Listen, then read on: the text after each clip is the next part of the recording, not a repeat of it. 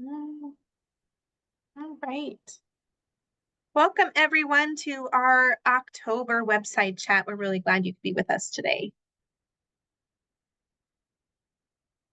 So, do we get to see the poll results? How do we do that? I will end the poll Okay. and I'm going to share the results. So hopefully it doesn't take up your whole screen, but you should be able to see the results of the poll. Nice. Nice, nice. Looks like a bunch of you got to see the Northern Lights last night too. Gosh, they've just been spectacular. Well, I really appreciate all of you joining us today. Just wanted to give you an overview of what we've got planned for this website chat. Just a quick update about state aid payments that are due out this month. We had our October commission business meeting this past Wednesday, so we'll talk a little bit about what was discussed at that meeting. We've been sharing with libraries our draft library development roadmap. And so we want to spend a little time talking about the roadmap and getting any feedback from you that you might have for us. And then just a few reminders that we have for you as we wrap up the website chat. So let's talk about the state aid payments. If I could figure out how to advance my screen. There we go. So we've just now completed the public library standards process, which may seem a little strange because I know all of you had to complete your submittals of your responses to the public library standards several months ago. But there is a delay here as we have to go through the process of reviewing your submissions and any requests for deferrals on the public library standards. This was the first year that we incorporated the standards reporting process into LibPass from Counting Opinions, which you're becoming familiar with as the tool that we're using to collect the public library survey information. So we hope that that was convenient for you as you have similar tools with similar looks and feel. Just curious if anybody has any feedback for us either today or over the next couple of days about what that process was like for you. Was that change positive? Do you have any suggestions for us? If you have feedback for us, we do want to know. We'll be doing a debrief with our staff here about the process overall next week. So I hope that went well and would love any feedback that you have for us. Couple of other things that we did just a little bit differently. Our consultants were much more engaged with libraries, both before and after the reporting period, to really remind libraries about the standards and what they are, and making sure that if any kind of last minute action was needed by public libraries, they could take those actions before the reporting period came and went. And then also a lot of times when libraries are submitting their requests for deferrals, it's for action that can be taken in the near term, and often even before I have a chance to review those deferral requests. And so our consultants were following up with libraries to find out if in fact the necessary action had been taken so that a library met the standard and didn't actually need a deferral. So that's part of the debrief process that we are going to review here at the State Library. And again, if you have feedback for us, we'd really love to hear it. Our goal is to make the reporting process as simple and straightforward as possible, and also to minimize the need for any kinds of deferrals that may be necessary. I'm really, really excited that 3 of the tribal college libraries completed the standards reporting process this year, 3 of the 7. Again, this was the first time those tribal college libraries are eligible for state aid, and it's great to see those 3 going through this process. So now that we're completed with the reporting and the deferral review, we can go ahead and issue state aid checks. And I just saw this morning that Tracy has completed her work to determine the final amounts that each library will receive. I just wanted to remind all of you now that this is the first year that the amount of payment that you will all receive is based on the revised administrative rules that we adopted last year to include the tribal college libraries. You may recall that the administrative rule now states that those tribal colleges that are eligible for state aid because they've gone through the public library standards reporting process and show progress on those standards, they will receive an amount of state aid that's based on their tribal enrollment as reported to the state. And then once we determine the amount of funding that they receive, the remainder of that approximately $500,000 is shared with the remaining public libraries based on the formula that's found in administrative rule. And so those amounts that your libraries receive will be slightly less than what you received last year because of the addition of those 3 libraries. It's not going to be a significant amount, but it will be slightly less. And then the other thing to keep in mind in future years is that if we have more or less tribal college libraries going through the public library standards process and meeting those standards, that amount could change. So if we get to a point where all 7 tribal college libraries are completing the process and meeting the public library standards, the total amount of state aid that's shared by those public libraries may be reduced by a little bit. Tribal enrollment overall as a measure per capita is relatively small. So those differences that you would see in those checks will be relatively small. But as we encourage those tribal college libraries to meet the standards, it will have a small impact on state aid. And I want you to be aware that it will not be a precise dollar amount from year to year.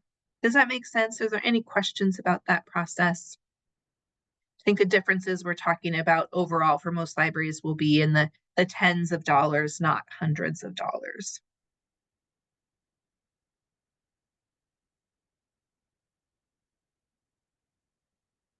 So again, we've completed our review and Tracy has alerted our business office that we are now ready to issue those payments. They will go out via direct deposit. We're not issuing paper checks anymore. And Tracy will email all of the library directors when those payments are scheduled to be made. So you know, and if you hear from your clerks or others, you know that that's your state aid payment.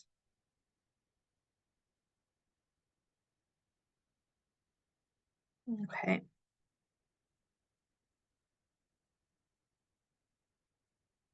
Very happy to have the tribal libraries participating. That's just really exciting to see.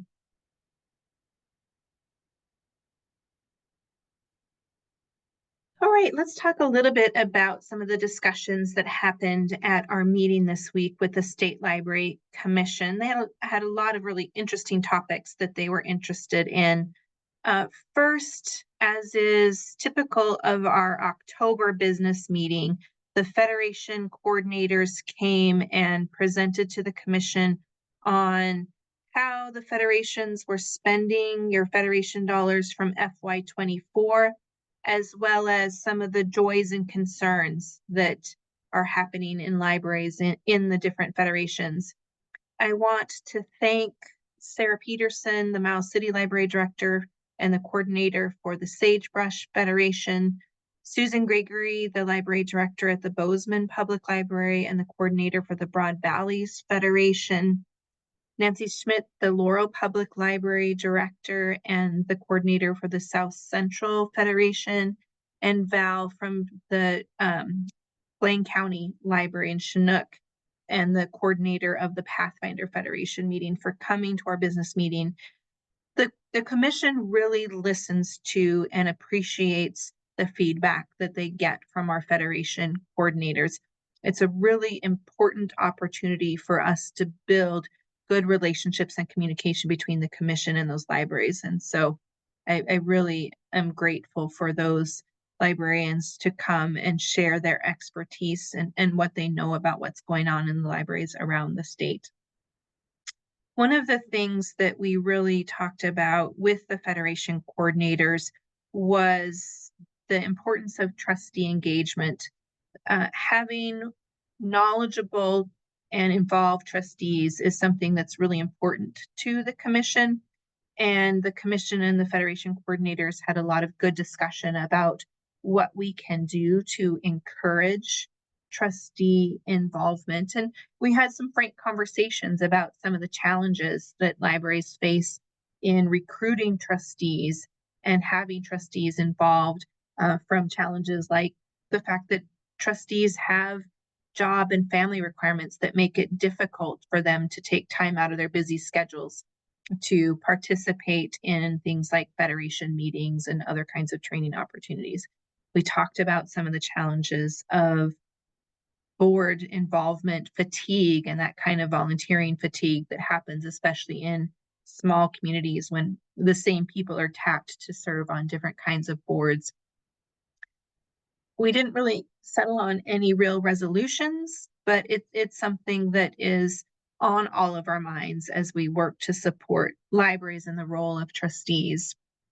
We talked about the importance of making sure that trustees feel like they have real and valuable work that they're doing that contribute back to the work of the library. The conclusion that we came to is that we all want enthusiastic and knowledgeable trustees, as I said.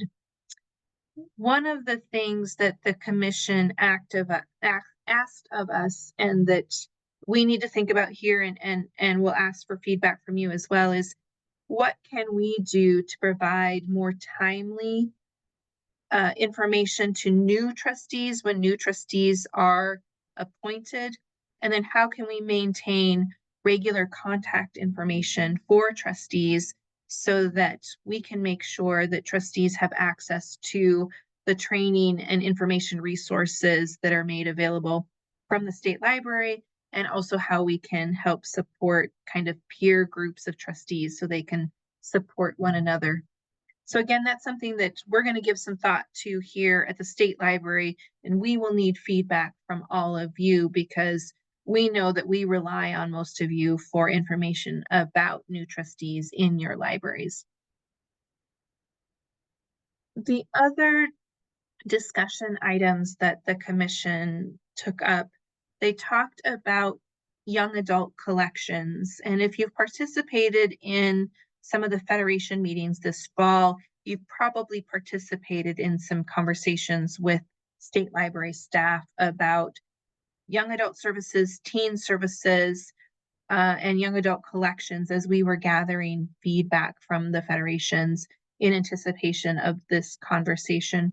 What we were hearing from libraries is really the importance of focusing on teen services, not necessarily just teen collections, having teen spaces that really encourage teens to come into libraries, that they encourage them to know that they have a place where they can come and interact with their friends and peers and have activities that are meaningful to them.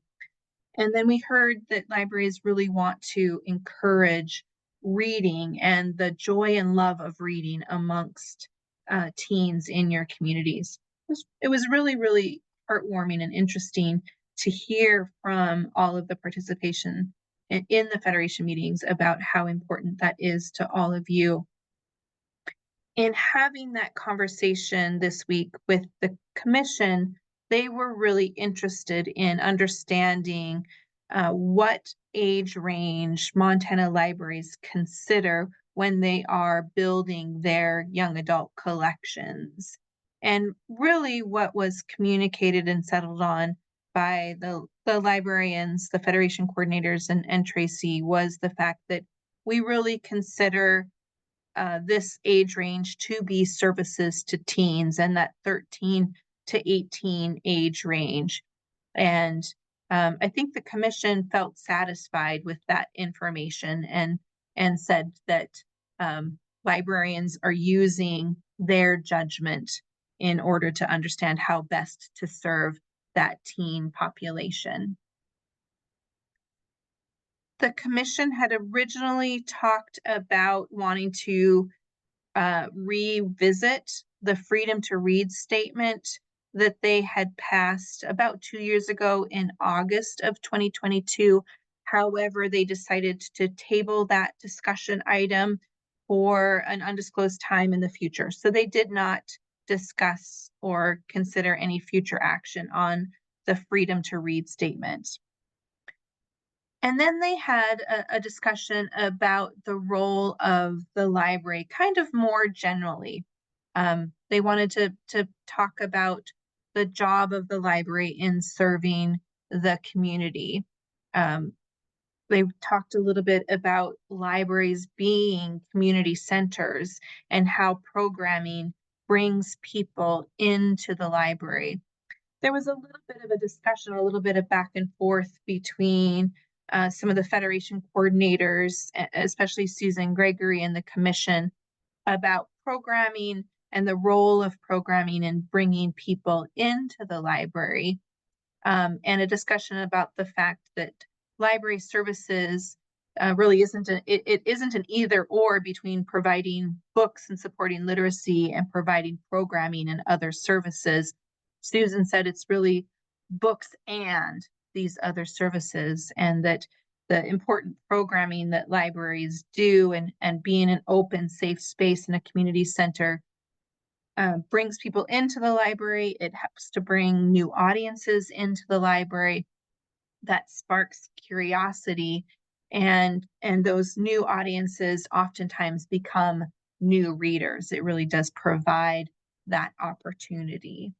And the commission decided that they appreciated that feedback and acknowledged that it's really important to look at successful libraries like the Bozeman Public Library as model for library services.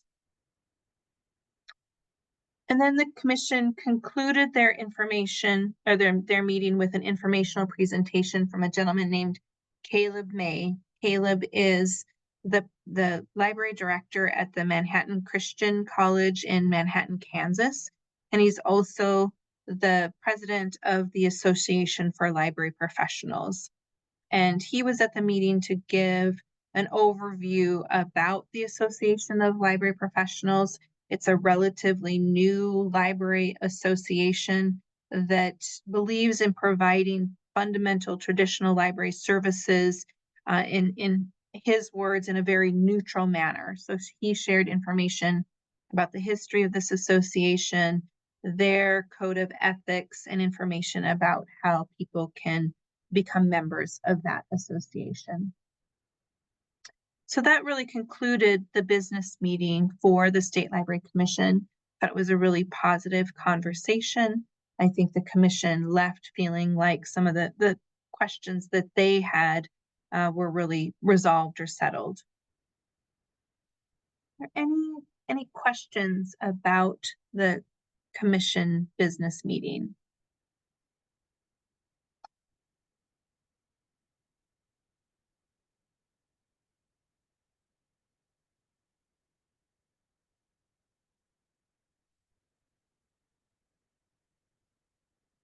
The next meeting of the commission will be December 11th. That's their next business meeting.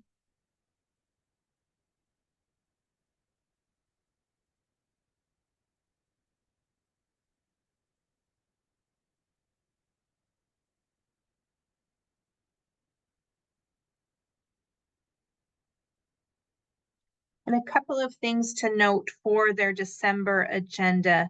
We will be inviting in Dylan Klappmeyer, the governor's education policy advisor, to talk about any proposed legislation for the upcoming session. And then the commission has asked for a legislative primer about the work that will go on during the legislative session. I will continue to provide my regular weekly legislative updates during the legislative session. And mark your calendars for January 9th. Library Legislative Day is going to be January 9th this year. So it's a little bit earlier than we've had in past legislative sessions. And certainly look for more information to come from MLA and the state library about how you can get involved in Library Legislative Day.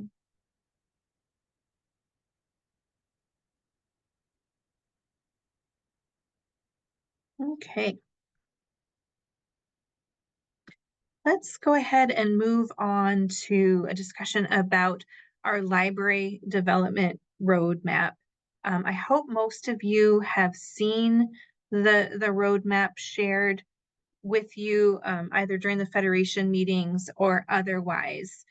And the reason we created this roadmap, just to step back and provide a little history and context, some of you will remember when we had a variety of different public library standards, from the essential standards to the excellent standards. And when we went through the process of revising the public library standards and the administrative rules process, we really focused on just those essential standards that all libraries had to meet, but we still wanted to be able to provide some enhanced or excellent standards that libraries could strive for, really some stretch standards to help libraries consider how they might continue to advance as libraries to support their own library development. And we originally created kind of a table, and that table still exists in some form in this document.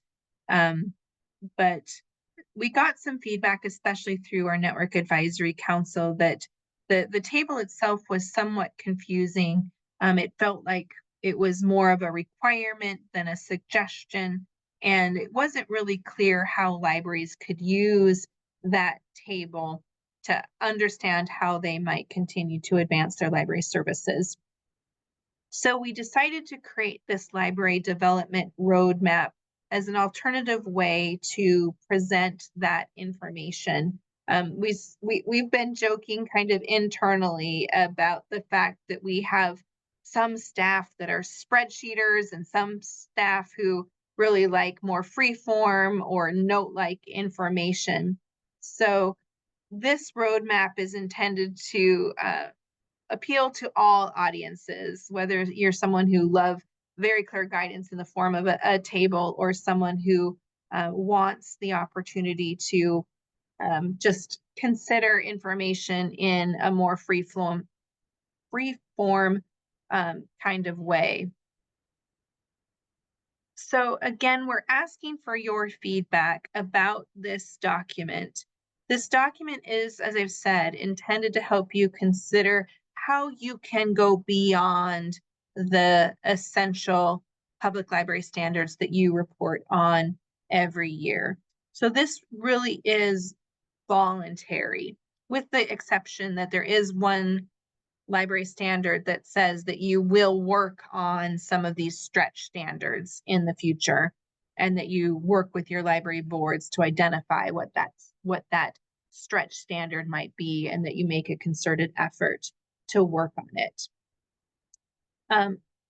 Some of the feedback that we heard in the Federation meetings was that it wasn't quite clear that this library development roadmap was intended to be voluntary. This is not necessarily required, but intended to help you consider how you can continue to advance your library services. So that's some feedback that we'll be taking into account as we continue to revise this document to make it more clear.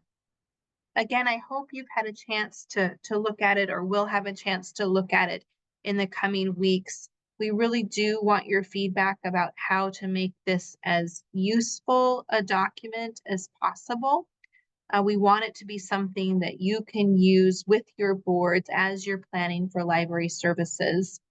And to that end, if you have feedback for us about things that we can do to improve our communication through the document, or anything that we can do to make the intent of the document more clear, we'd love to hear from you.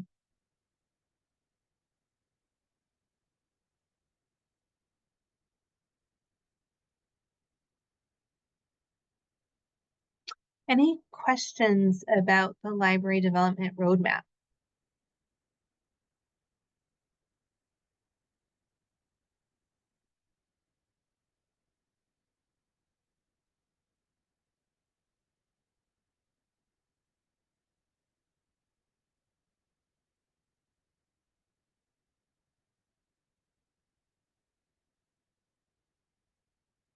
All right. Few little reminders as we begin to wrap up, and I know Bobby's with us if in case there are any questions. We are coming up on the 2024 BAT week later in October. So we hope that your libraries are planning programs and participating in the BAT week 2024. We're really excited to have our own Dan Bakken from the State Library's Natural Heritage Program to provide an informational session on bats. Man, I learned some things about bats just this week that I didn't know. And so I really strongly encourage you to take a listen to Dan's presentation. I know it'll be really fantastic. And then we're excited to have Rebecca's daughter, Eleanor, join us to talk about bat houses. So some fun programming opportunities coming up as we celebrate Bat Week. And now we have our virtual Bat Trunk available that we're really excited to be able to offer as well. Any questions for Bobby, or Bobby, anything I'm forgetting to acknowledge with regard to Bat Week? I don't think you forgot anything. If you want to be a co-host, any of you in the audience, that doesn't mean you have to co-host all of our virtual programs, but you could certainly pick and choose which ones you want to be a part of. And if you would like to include co-hosting that week as part of your programming, reach out to me and let me know. I can get that co-host information out to you. And I also have PDFs of bookmarks and posters that you can hang up in your library if you really want to go all out. Well, thanks, Bobby.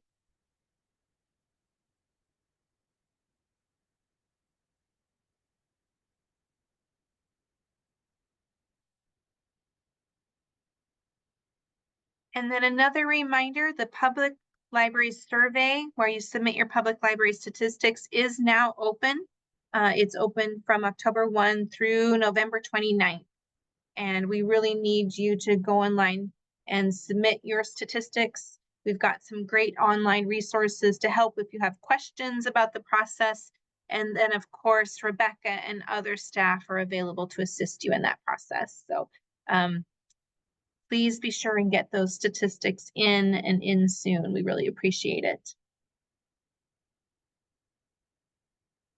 I would just say, just to kind of follow up on that, there is a dashboard. I put the link in the chat so that you can see the progress that both you and your neighboring libraries are in, getting that survey done. So, take a look at that if you want to have a little friendly competition amongst your regions or federations or whatever. You'll be able to see how many of those surveys have been completed. So take a look at that. It's pretty cool.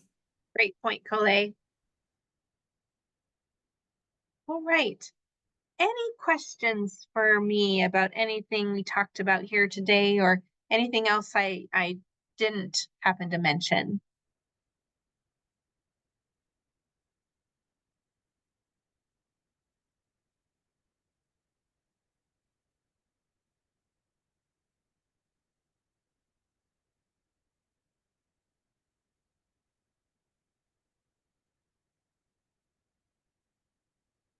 Thanks, Emily. I really appreciate it.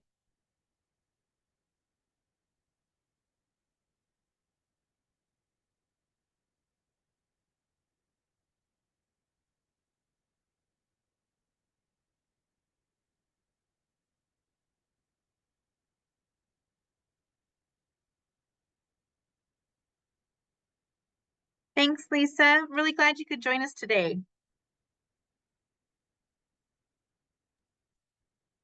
Just a few reminders, Colette shared the link for our survey. We hope you'll complete it and continue to provide us good feedback about this and our other training events.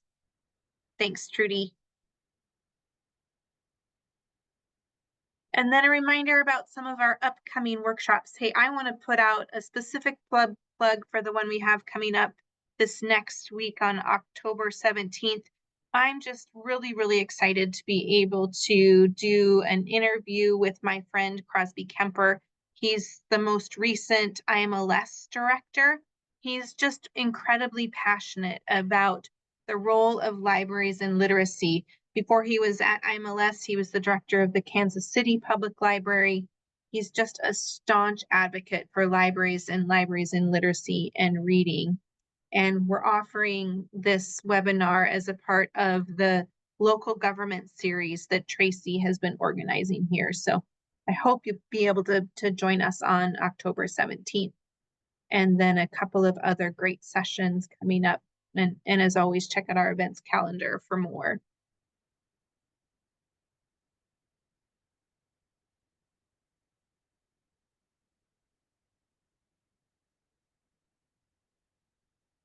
All right. Thanks, everyone. Have a really great long weekend. Thanks, everyone. We'll have our recording posted later today, and I'll also share out all of the links that we shared in the chat. So thank you so much, and we'll see you again hopefully next week for our upcoming webinars, and then maybe at a meeting near you.